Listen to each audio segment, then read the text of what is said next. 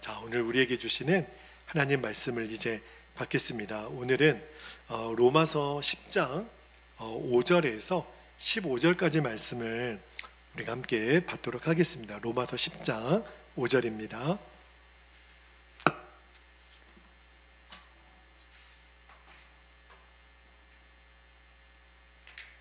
자, 말씀을 한 절씩 교독하여 읽겠습니다. 5절 제가 먼저 읽을게요. 모세가 기록하되 율법으로 말미암는 의를 행하는 사람은 그 의로 살리라 하였거니와 믿음으로 말미암는 의는 이같이 말하되 내 마음에 누가 하늘에 올라가겠느냐 하지 말라 하니 올라가겠느냐 함은 그리스도를 모셔 내리려는 것이요. 7절 혹은 누가 무적행에 내려가겠느냐 하지 말라 하니 내려가겠느냐 함은 그리스도를 죽은 자 가운데서 모셔 올리려는 것이라. 그러면 무엇을 말하느냐?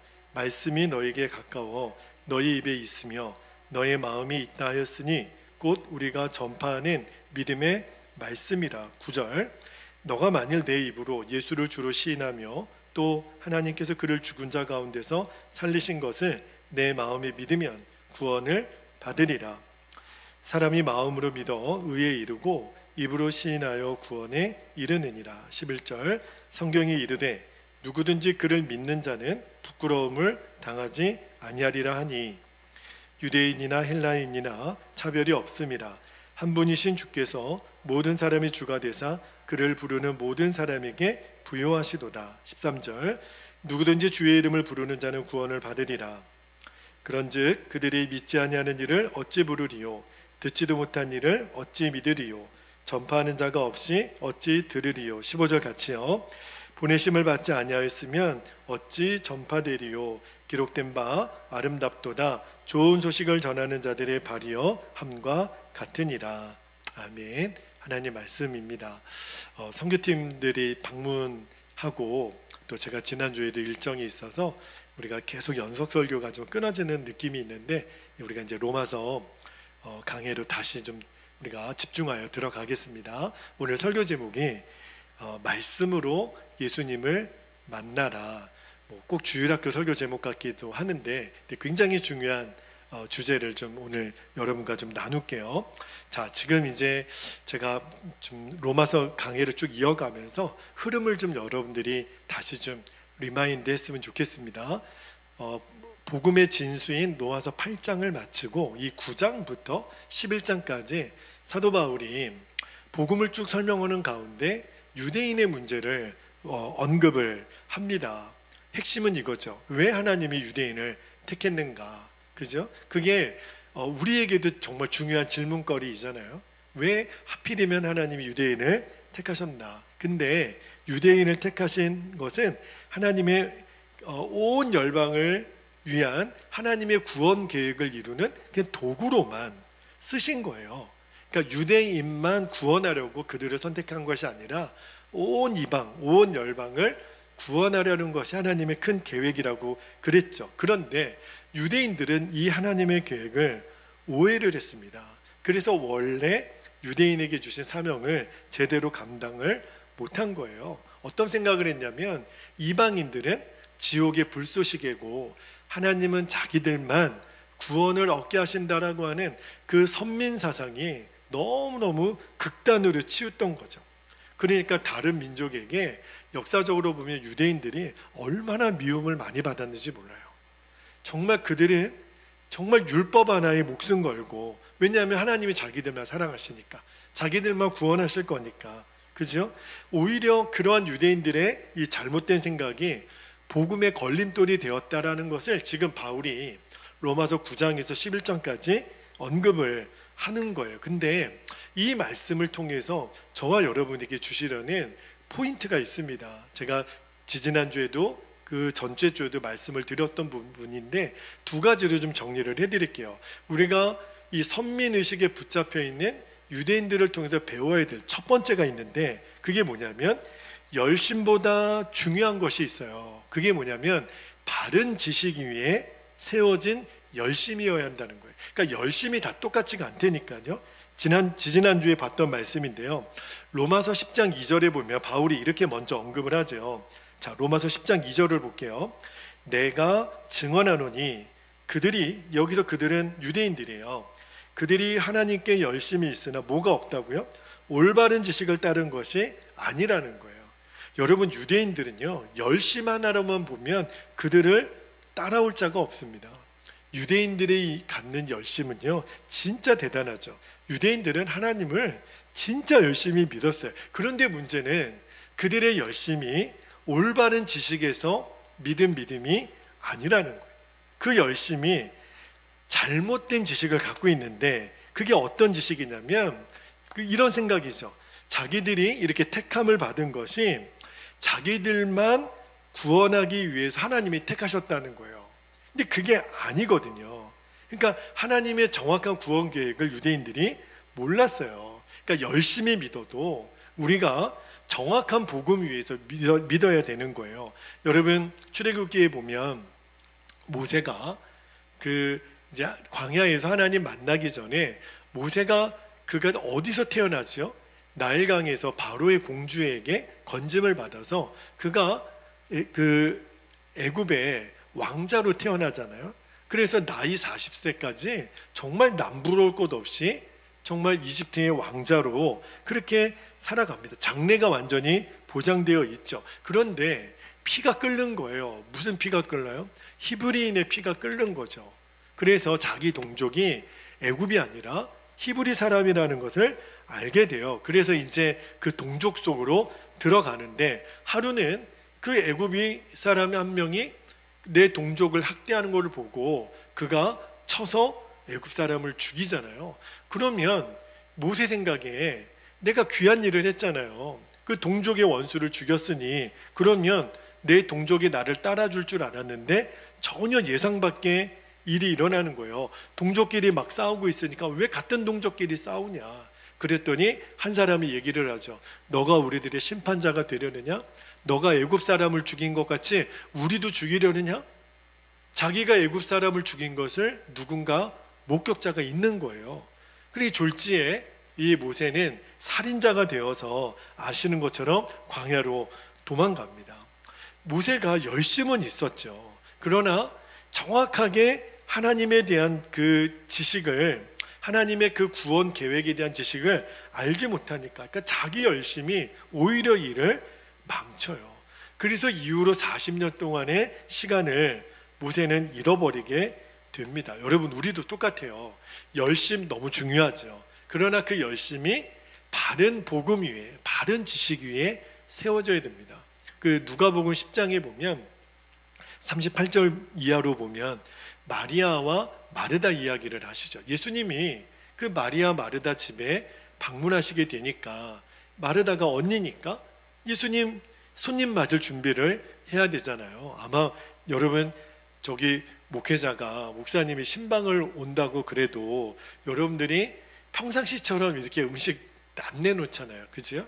목사님 좋아하는 음식 미리 물어보기도 하고 진짜 막 상다리 휘어지게 차리잖아요. 그죠? 신방 한번 하면 아마 마르다도 예수님 오신다 그러니까 열심히 음식 준비를 했던 것 같아요. 그런데 자기는 열심히 하고 있는데 가만 보니까 이 동생 마리아는 언니를 하나도 안 도와주는 거예요. 지금 너무 바쁜데 막 일손이 모자른데 얌체같이 예수님 발 아래서 예수님 말씀만 듣고 있는 거예요. 그러니까 너무너무 언니 마르다가 짜증이 난 거죠. 그래가지고 막 화가 나서 예수님께 뭐라고 얘기를 했냐면, 자, 누가복음 10장 40절에 보면 마르다가 이렇게 얘기합니다. 마르다는 준비하는 일이 많아 마음이 분주한지라 예수께 나와 이르되 주여 내 동생이 나 혼자 일하게 두는 것을 생각하지 아니하시나이까 그를 명하사 나를 도와주라 하소서. 마르다는 어떤 대답을 기대했을까요? 그래, 마리아 너 언니 가서 좀 도와줘, 이렇게 마르다는 기대했을 것 같은데 예수님이 전혀 뜻밖의 대답을 하세요. 언니 마르다 편을 안 들어주세요. 동생 마리아 편을 들어주면서 뭐라고 말씀하시냐면 41절 42절에 보면 예수님이 이렇게 말씀하십니다. 주께서 대답하여 이르시되 마르다야 마르다야 너가 많은 일로 염려하고 근심하나 42절에 몇 가지만 하든지 혹은 한 가지만이라도 족하니라. 마리아는 이 좋은 편을 택하였으니 빼앗기지 아니하리라 하시니라. 여러분, 지금 예수님 말씀은 원칙으로 보면 누가 더 잘했나 못했나를 따지는 말씀은 아니에요.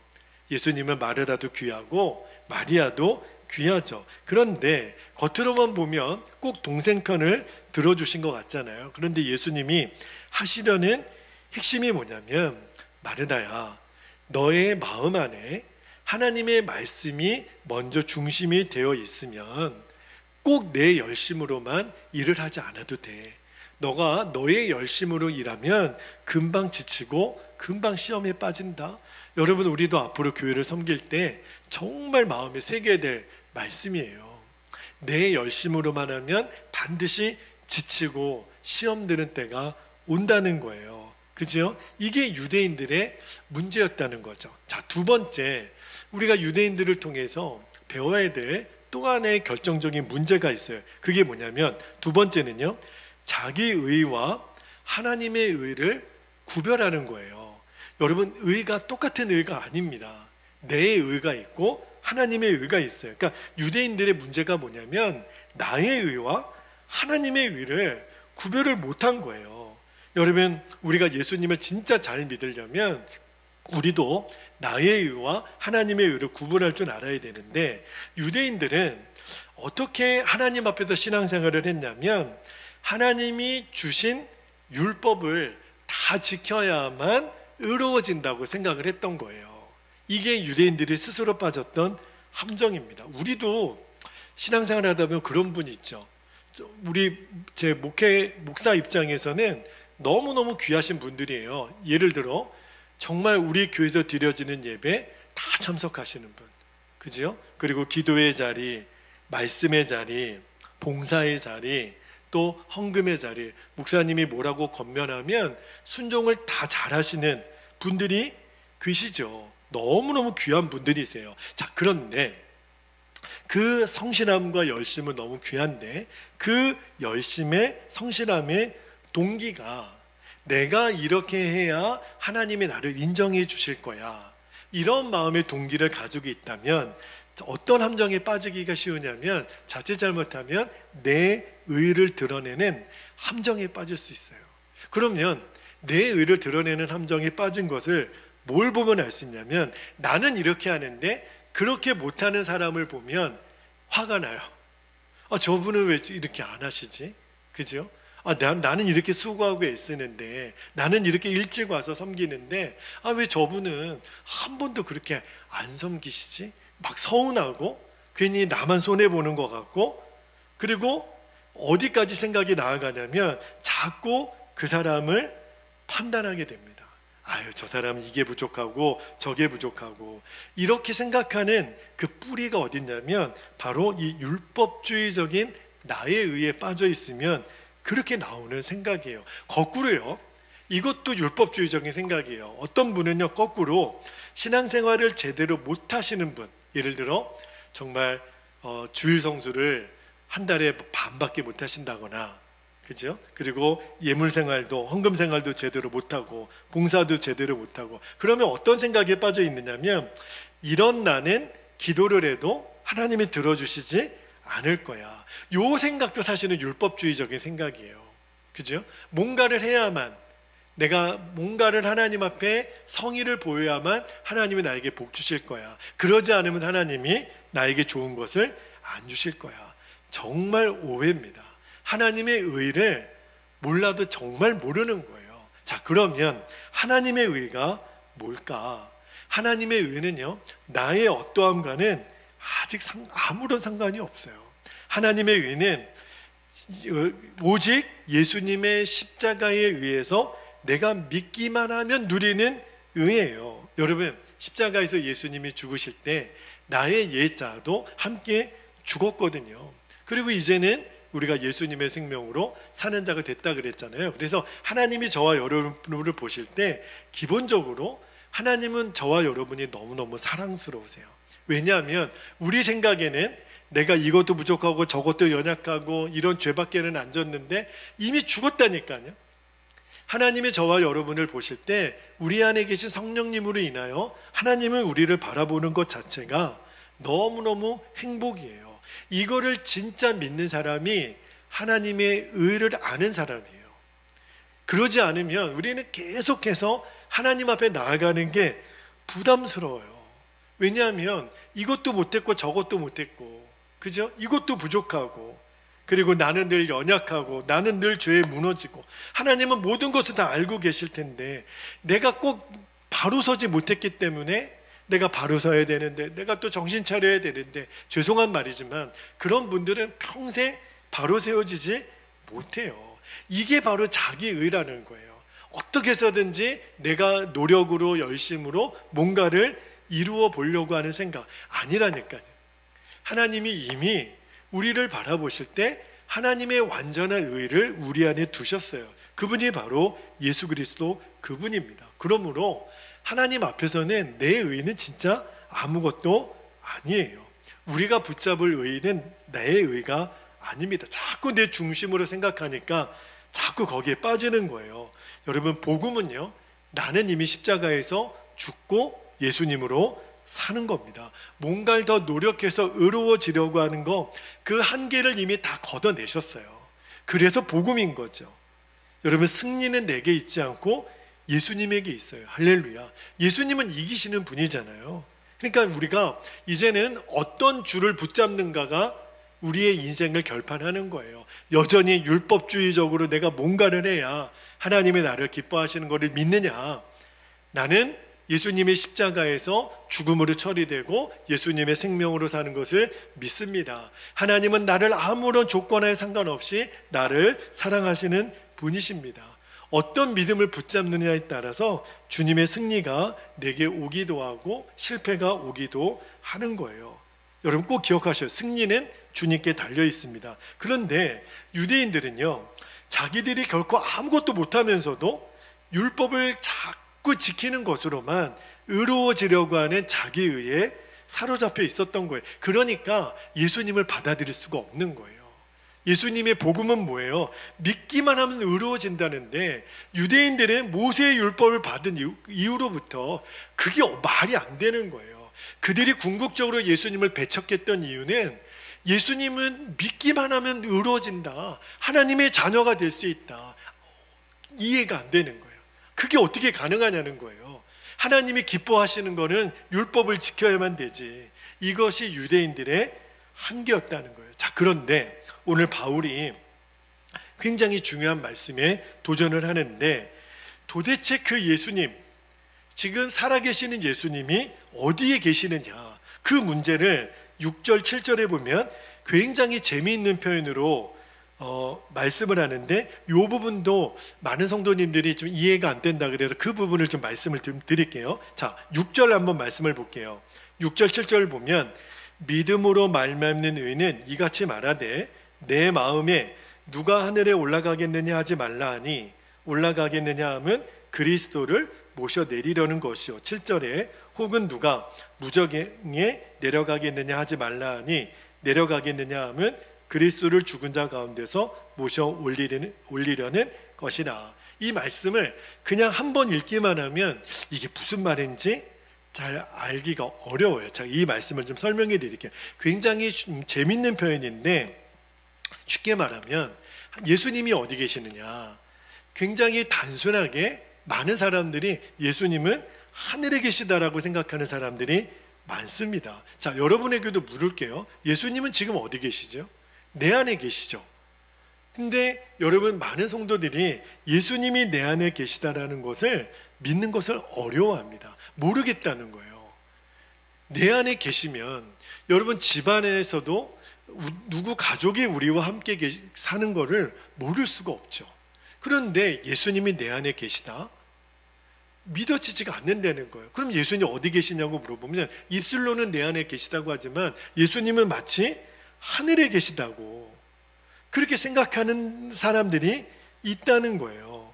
여러분, 예수님이 내 안에 계시다라는 것이 진짜 믿어지면 완전히 내 인생은 바뀔 수밖에 없습니다. 여러분, 예수님이 내 안에 계시다라는 것을 아는 것을 인격적으로 예수님을 안다, 그렇게 표현하는 거예요. 우리가 예수님을 인격적으로 만나게 해주십시오. 그게 무슨 말이냐면 정말 예수님을 믿으면 예수님이 성령으로 내 안에 계신 것을 알게 되는 것. 자, 그런데 여러분, 예수님이 진짜 육신의 형상을 입고 우리 집에 같이 산다 그러면 너무너무 예수님 믿는 실감이 나겠죠. 그러면 말과 행동과 모든 것이 안 바뀔래야 안 바뀔 수가 없잖아요. 여러분, 진짜 예수님이 나와 함께 계신다고, 내 눈에도 보인다고 한번 생각해 보세요. 여러 번 예를 들었지만 제가 여러분의 집에 일주일만 같이 살아도 엄청 부담스러우실 거예요. 그죠? 내 생활 패턴이 완전히 달라지게 될 거예요. 그런데 너무너무 많은 성도님들이 예수님이 내 안에 계신다고 입술로는 얘기하지만 마음속으로는 먼 하늘나라에, 정말 높은 하늘나라 맨 꼭대기에 계시다고 생각하시는 분들이 많아요. 그러니까 지금 바울이 뭐라고 얘기하는 거냐면 그분을 만나기 위해서 하늘로 올라가려고 하지 말라. 예수님은 거기에 계신 게 아니라는 거예요. 그 다음에 또 어떤 표현을 했냐면 또 땅 밑에 무정행으로도 내려가지 말라. 이 말이 무슨 말이냐면 예수님을 성자의 한 사람, 위인 중에 한 사람으로 이해하는 사람이 많습니다. 심지어는요, 교회에 나오시는 분들 중에도 예수님의 그 신성을 부인하는 분들도 제가 봤어요. 깜짝 놀랐어요. 예수님도 그냥 뭐 공자나 석가나 마호메시나 그런 위대한 성인 중에 한 분이 아니신가. 와, 깜짝 놀랐어요. 예수님의 신성을 인정하지 않는 거죠. 그러면서 한다는 얘기가 예수님도 죽지 않았나. 예수님은 분명히 부활하셨거든요. 근데 예수님은 죽었다는 거예요. 그러면 예수님을 만나려면 저 지옥에나 가야 하는 거 아니냐. 왜냐하면 땅속에 죽은 사람은 땅속에 묻히니까. 그러니까 지금 바울이 뭘 얘기하는 거냐면 예수님은 저 하늘에도 지옥에도 계신 분이 아니라 지금 저와 여러분 안에 있는 겁니다. 지금 그 얘기를 하는 거예요. 유대인들은 즉 예수님이 살아계신 하나님이라는 것이 안 믿어지는 거예요. 그러니까 예수님을 십자가에서 못 박아 죽인 거죠. 여러분, 우리는 믿잖아요. 여러분은 예수님이 살아계신 하나님이신 것을 믿으십니까? 아멘이죠. 그러면 예수님 어디 계신 거예요? 우리와 함께 계신 거죠. 자, 8절 말씀을 한번 볼까요? 8절의 말씀은 같이 한번 읽어볼게요. 8절 시작. 그러면 무엇을 말하느냐?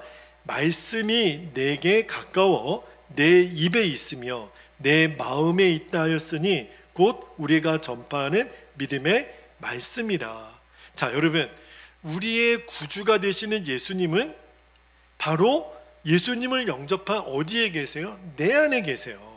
그리고 여기 말씀해 보니까 바울이 굉장히 재밌는 표현을 썼어요. 예수님은 내 마음에도 계시고 내 어디에 있다고요? 입에도 있다 그랬어요. 이게 무슨 말이죠? 예수님이 내 입에도 있다. 이게 무슨 말이에요? 바로 말씀이에요. 말씀으로 우리는 우리와 함께 계시는 예수님을 알 수 있다는 거예요. 그러니까 여러분 마음 안에 이 말씀이 우리 주님이 여러분과 함께 계시는 것을 여러분으로 하여금 알게 해주신다는 거예요. 뭐가요? 말씀이. 그러니까 우리가 예수님을 만나고 그리고 구원을 받았잖아요. 자, 그러면 여러분 한번 생각해 보세요. 여러분이 예수님을 믿은 과정을 한번 생각해 보면 혹시 여러분 예수님을 처음 믿을 때 갑자기 내가 잠을 자고 있는데 뭔가 이상한 형체를 하신 예수님이 나타나셔서 너는 지금부터 나를 믿어야 된다.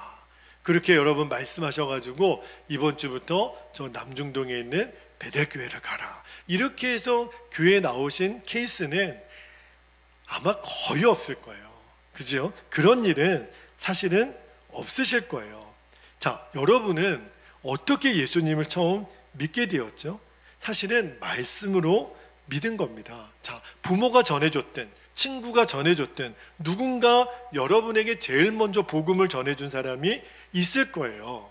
그게 뭐 교회 목사님이 되었든 어떤 사람이든 그죠? 여러분에게 누군가 말씀을 전해줬을 때 여러분이 그 말씀을 마음으로 믿은 거예요. 그죠? 그 사람을 믿은 게 아니라 그 사람이 전해준 말을 믿었는데 그게 내 믿음이 되고 고백이 되어서 지금 우리는 예수님을 믿는 거죠. 그러니까 우리가 주목해 봐야 될 것이 뭐냐면 지금 내 안에 역사하시는 예수님을 어떻게 아는가. 예수님은 내 안에 말씀으로 역사하신다는 거예요. 여러분, 예수님은 우리의 눈에 보이지 않아요. 손으로 만질 수도 없어요. 그러나 예수님은 놀랍게 지금도 우리 안에 역사하고 계시는데 뭘 보면 알 수 있냐면 말씀으로 역사하신다는 거예요. 자, 오늘 말씀에 14절, 15절을 한번 볼게요. 14, 15절을 보면 14절에 그런즉 그들이 믿지 아니하는 일을 어찌 부르리요?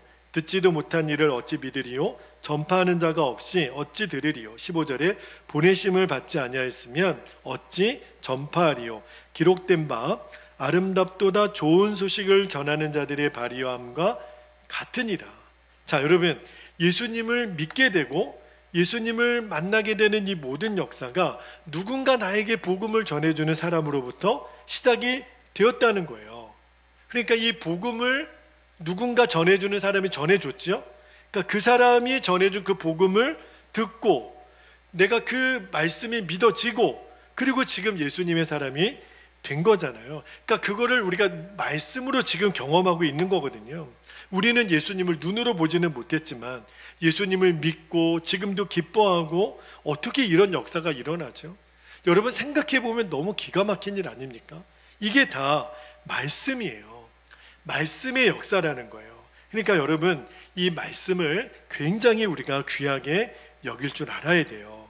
여러분의 인생을 이끌어 가시고 우리의 인생의 진짜 주인 예수님께서 지금 우리에게 말씀을 통해 역사하십니다. 그러면 내가 진짜 하나님의 백성인지 아닌지는 뭘 보면 알 수 있냐면 그가 입으로 고백하는 걸 보면 알아요. 자, 9절 10절, 오늘 말씀의 9절 10절 굉장히 유명한 말씀이죠. 9절에 내가 만일 내 입으로 예수를 주로 시인하며 또 하나님께서 그를 죽은 자 가운데서 살리신 것을 내 마음에 뭐하면요? 믿으면 구원을 받으리라. 10절에 사람이 마음으로 믿어 의에 이르고 입으로 시인하여 구원에 이르느니라. 그러니까 내 안에 말씀의 역사가 일어나는 거예요. 여러분, 지금도 제가 우리 베델교회 성도님들께 늘 감사하고 고맙게 생각하는 것이 우리 모든 성도님들이 말씀으로 주님을 만나는 훈련을 잘하고 계세요. 제가 너무 감사해요. 그런데 여러분, 이 훈련을 절대 작게 여기지 말기를. 우리가 매일 말씀 통독을 지금 하고 있잖아요.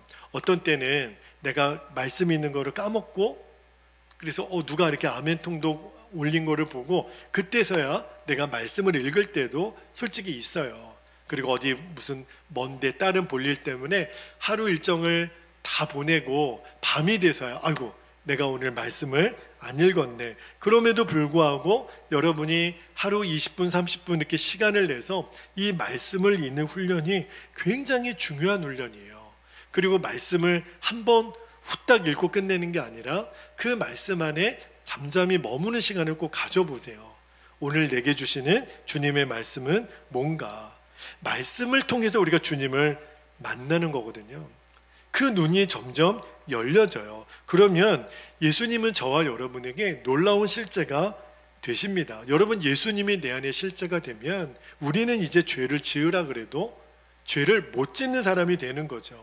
원래 내 안에 죄 짓는 속성이 없어서 그런 게 아니에요. 우리는 예수님을 믿어도 내 안에 그 욕심 있고 정욕적이고 게으르고 교만하고 그 본성은 내 안에 있죠. 그런데 어떻게 사람이 달라지냐면 내 본성이 달라지는 게 아니라 예수님이 나와 함께 계시는 게 너무 분명하니까, 눈에 보이는 사람보다 내 안에 예수님이 더 실제가 되니까 내 마음대로 말도 못하고 행동도 못하는 거예요. 그래서 사람이 달라지는 거예요. 그러니까 내 안에 계신 예수님이 분명하지가 않으니까 엉뚱한 데도 가고 죄도 짓고 말도 막 하고 그렇게 되는 거거든요. 사람만 내 앞에 있어도 우리가 그런 말 못하는데, 그죠? 근데 내 안에 계신 예수님이 그 사람에게 너무너무 실제가 되면 그 사람이 안 달라질래 안 달라질 수가 없는 거예요. 여러분, 예수님을 내가 알고 예수님 말씀을 통하여 내 안에 역사하시는 그 임재의 눈을 뜨게 되면 내가 다른 사람이랑 같이 있을 때나 혼자 있을 때나 나는 똑같아요. 왜? 예수님 바라보는 눈이 열렸으니까. 그죠? 그러니까 이 예수님을 바라보는 이 눈이 말씀을 통해서 열린다라는 것. 그래서 여러분들이 성경을 읽고 큐티를 하고 할 수만 있으면 예배에 참석해서 설교를 듣고 또 그 설교 말씀을 다시 한번 또 반복해서 듣는 훈련이 굉장히 중요해요. 제가 우리 교회 그 성도님들 특징이 하나 있는데 지금도 우리 권사님부터 시작해서 여러분들이 설교를 할 때 이게 적으시더라고요. 지금도 혹시 적고 계세요? 네. 그래서 처음에는 왜 적으시지? 말씀을 좀 잘 들으시면 좋겠는데 적으시는 이유를 한번 제가 물어보고 싶었는데 저도 예전에 이제 설교를 들으며 꼭 이렇게 필사를 했어요. 설교를 들으면서 중요한 말씀을. 근데 왜 성도님들이 목사님의 설교를 왜 적으시나 한번 생각해 봤어요. 목사님이 했던 설교 또 하시는 거 아닌가 이렇게 체크해 보려고 하시는 목적은 아니실 거예요. 그죠? 아마 적으시는 이유가 이런 거라고 생각해요. 오늘 나에게 주시는 말씀을 내가 집중해서 듣기 위해서. 안 그러면 내가 이게 적지 않으면 수업 시간에도 아이들이 선생님이 하시는 말씀을 잘 적는 아이들이 있어요. 그런 아이들이 대부분 공부를 잘합니다. 선생님 말씀을 이렇게 허투루 듣지 않고 중요한 말씀을 계속 적으면서 스스로 내가 요점 정리가 되는 거죠. 아마 여러분도 그런 효과 때문에 이렇게 그 노트를 하시는 게 아닌가. 그죠? 그러니까 말씀에 내가 좀 더 집중하기 위해서 여러분 너무 귀한 훈련이라는 생각이 들어요. 왜냐하면 사람의 기억력은 한계가 있어요. 여러분 혹시 지난 3일 전이긴 한데 주일 설교 제목 기억나시나요? 안 나실 거라고 생각이 들어요. 3일만 지나도 설교 제목조차도 생각이 안 납니다. 무슨 설교 하셨지? 창세기 요셉 그 야곱이 내려가네 만에 두려워서 못 가네 만에 그 설교를 하신 거는 같은데 우리의 기억력은 굉장히 한계가 있어요. 예수님이 분명히 내 안에 막 감동으로 역사하셨지만 뒤돌아서면 또 막 무슨 말씀을 하셨는지 잊어버리게 되죠. 그런 면에서 말씀을 전하는 설교자의 책임이 굉장히 중요하다고 생각이 들어요. 그래서 옛날에 이제 부흥사 목사님이 저 뒤에서 그 한 분이 너무 심하게 설교하는데 졸더라는 거예요. 민망하게 막 완전히 막 너무 꾸벅꾸벅 조니까 옆에 있는 그 아내 되시는 분에게 좀 잠 좀 깨우라고 저거. 아니 예배 시간에 지금 설교 시간에 지금 잠자는 사람 좀 깨워요. 그렇게 얘기했더니 그분이 그랬대잖아요. 잠은 목사님이 재우셔놓고 깨우는 거 왜 나보고 깨우자고. 그죠? 그 우리 선배 목사님 중에 그 우리 선배 목사님들이 그런 이야기를 많이 하셨어요. 성도를 졸게 하는 설교는 죄다. 그게 설교 시간에 성도들이 존다 그러면은 목사한테는 이건 죄라는 거예요. 그러니까 절대 무슨 일이 있어도 성도를 졸게 하는 설교를 하면 안 된다. 그게 너무 막 두려운 말씀이 되는 거예요. 뭐 제 책임도 있겠죠. 그죠? 말씀을 여러분들이 집중할 수 있도록 돕는 역할을 제가 잘해야 되는데 아마 여러분들이 이렇게 설교를 적으실 때 그런 이점도 있을 거예요. 안 좋으시려고. 그죠? 아마 그런 효과도 있을 거라고 생각이 되는데 근데 중요한 거는 설교를 전하는 저에게도 정신 바짝 차려야 되겠지만 설교를 들으시는 여러분도 마음의 준비가 잘 돼 있기를 축복합니다. 제가 먼저 섬기던 교회에 속장님 한 분이 그런 간증을 하시더라고요. 본인은 교회에 올 때 핸드폰을 일부러 안 갖고 오신다는 거예요. 갖고 오셔도 예배 시간에는 들고 들어오지 않으신다는 거예요. 차에 두고 오신다는 거예요. 그래서 왜 그렇게 하시냐 그랬더니 괜히 전화 온 것도 아닌데 뭐 문자가 온 것도 아닌데 수시로 핸드폰을 본다는 거예요. 여러분 현대인들에게 있어서 이 휴대폰은 거의 중독과도 같아요. 이거 없으면 죽을 것 같은. 그죠? 여러분 버스나 지하철에 타보면 다 옆 사람하고 얘기하는 사람 없이 조용히 해요. 다 뭐 하고 있죠? 그 휴대폰만 들여다보고 있어요. 요즘 우리 아이들도 혼자 잘 놉니다. 휴대폰만 있으면. 그죠? 그래서 그 속장님 얘기가 내가 휴대폰 들고 예배당에 들어오면 설교 시간에 집중이 안 된다는 거예요. 그래서 저는 휴대폰을 차에다가 두고 옵니다. 아예 교회에 올 때 안 가져옵니다. 굉장히 도전이 됐어요. 여러분, 마귀가요, 기가 막히게 아는 사실이 있어요. 우리가 예수님을 말씀으로 만난다라는 것을 마귀도 알고 있기 때문에 어떻게 해서든지 우리가 말씀에 집중하지 못하도록 마귀는 역사합니다. 그래서 괜히 예배 도중에 전화가 오면 또 그 전화 받으러 나가시는 분이 계세요. 근데 꼭 그때 중요한 말씀이 선포되는 시간이거든요. 본인도 말씀을 못 들을 뿐더러 완전히 정말 그 벨소리 때문에 말씀의 흐름을 완전히 깨뜨리는 일들도 왕왕 있거든요. 그게 왜 그럴까요? 하나님의 말씀을 통해서 예수님을 만나는 것을 마귀가 못 견디는 거예요. 꼭 여러분 말씀을 읽으려고 자리에 앉으면 꼭 전화가 와요. 꼭 재밌는 프로가 그때예요. 그러니까 여러분들이 성경을 읽고 말씀을 읽고 기도하는 자리에는 핸드폰을 아예 옆방에 두시든지 완전히 전원을 꺼든지, 그죠? 그러니까 핸드폰 옆에 두고 내가 뭘 한다라는 것은 내가 지금 집중을 안 하겠다는 것과 똑같은 거예요. 여러분 생각해 보세요. 내가 누구랑 대화를 하는데 이 사람이 나를 안 쳐다보고 자꾸 옆을 쳐다보고 핸드폰 보고 있고 자꾸 두리번거리고 있고, 여러분 그러면 여러분 기분이 어때요? 진짜 이 사람이 나를 무시하나, 그죠? 여러분, 우리가 예수님을 똑같이 무시할 수도 있어요. 하나님 말씀이 들려지는 시간에, 말씀을 읽는 시간에, 기도 시간에 내가 마음이 딴 데가 있는 거예요. 휴대폰 들여다보고 있고, 그죠?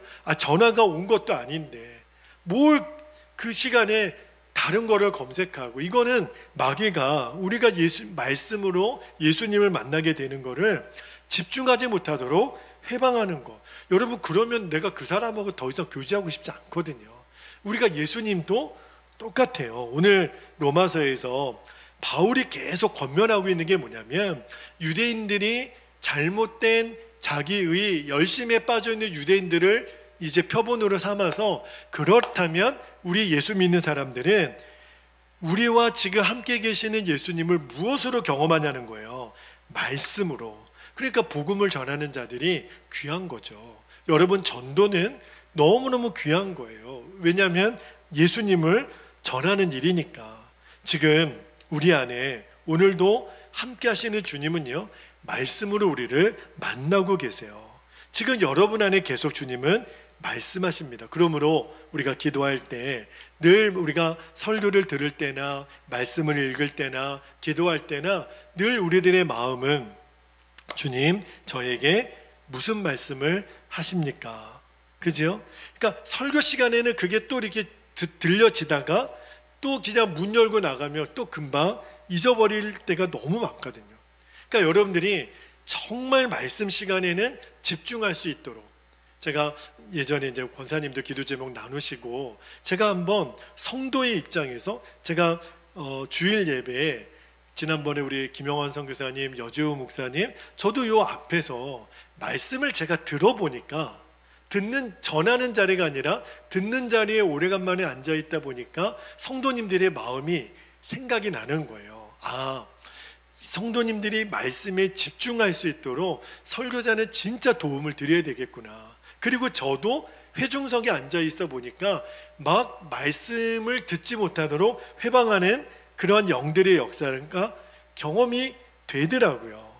여러분, 이제 우리가 말씀을 들을 때 정말 하나님의 말씀이 나에게 반드시 지켜야 될 약속으로 들려지기를. 여러분, 우리도 누군가 약속을 했는데 이분은 약속을 하면 맨날 제가 깜빡했어요. 제가 또 깜빡했어요. 죄송해요. 제가 내일까지 보내드릴게요. 근데 하루 이틀도 아니고 매번 그러면 되게 무시당하는 기분이 들잖아요. 그러니까 우리가 예수님을 대할 때도 똑같아요. 그러니까 내가 말씀을 붙잡는 거예요. 그리고 그 말씀을 기억하는 거예요. 그리고 그 말씀을 붙들고 기도하면, 주님이 오늘 말씀 중에 저에게 이런 말씀을 주셨지 않습니까? 그러면 주님이, 그래, 맞다. 주님이 그렇게 말씀을 주셨으니까 주님 책임져 주세요. 그러면 주님이 얼마나 기뻐하시겠어요. 너가 나의 말을 기억하고 나의 약속을 기억했구나, 그리고 이 약속을 붙들고 기도했구나. 주님이 어떻게 안 들어주시겠어요. 그지요?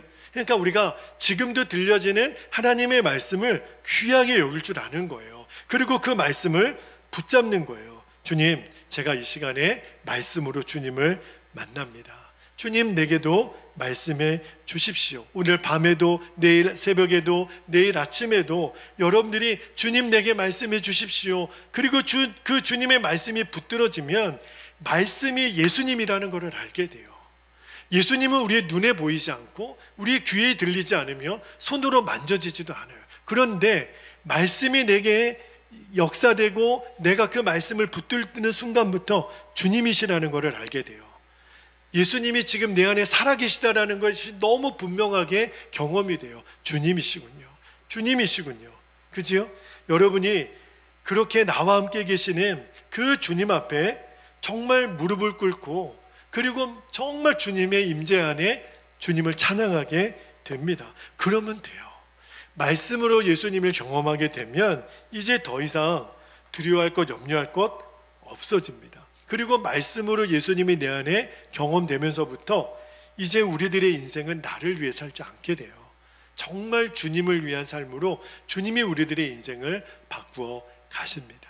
할렐루야. 이제 우리 함께 오늘 주신 말씀을 붙들고 기도하겠습니다. 오늘 너무 중요한 말씀, 핵심이 말씀이기 때문에 여러분이 오늘 제가 한 30분 말씀을 전했지만 이 시간 동안에 여러분이 꼭 들어야 될 주님의 음성이 여러분 마음 안에 남겨지기를 축복합니다. 제가 기도 제목을 정리할 때도 그 말씀, 오늘 설교를 통해서 꼭 우리 성도들이 붙들어야 될 핵심 말씀을 기도 제목으로 담거든요.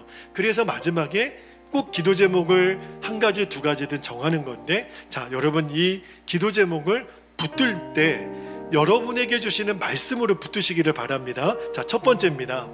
나의 열심과 나의 의가 바른 지식인 오직 말씀 위에 정리되고 세워지게 하옵소서. 자칫 잘못하면 유대인들처럼 자기 의에 빠지게 돼요.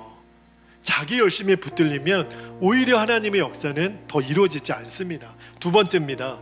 말씀을 통해 날마다 예수님을 만나는 일이 실제가 되게 해주십시오.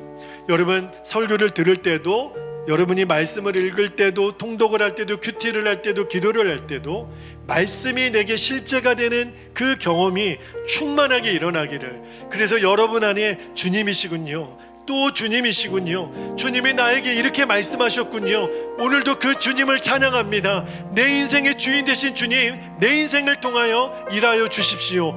여러분이 그렇게 기도할 수 있게 되기를 축복하며 이 시간 주님의 이름을 간절히 부르고 통성으로 기도하겠습니다. 주여